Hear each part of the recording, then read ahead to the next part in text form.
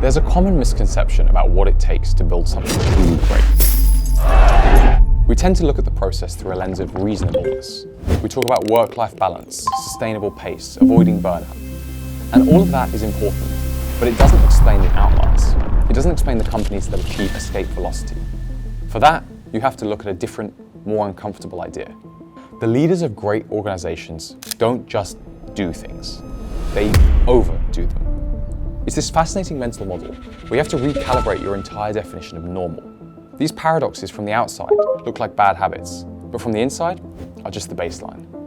For example, what an outsider might call over-communicating is actually just effective communication. What looks like micromanagement is just management when the details matter.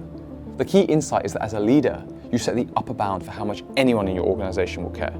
Your intensity becomes the ceiling for everyone else. And you start to see this pattern everywhere once you look for it. You can't separate the outcome from the process. The story of Apple is inseparable from Steve Jobs' obsessive attention to detail. The story of SpaceX is inseparable from Elon Musk's maniacal drive for execution. He's really the most driven person I think I've ever met. Ordinary effort just doesn't produce extraordinary results. It's a law of nature. So the takeaway isn't that you have to be reckless. It's that creating something new is, by its very nature, an unreasonable act. He measures pretty much every major decision by whether or not it brings the day when we have a self-sustainable colony on Mars sooner or later. It requires a level of effort and focus that will always seem extreme to people who are comfortable with the status quo. It's a simple but difficult truth. If you're not overdoing it, you're probably underdoing it.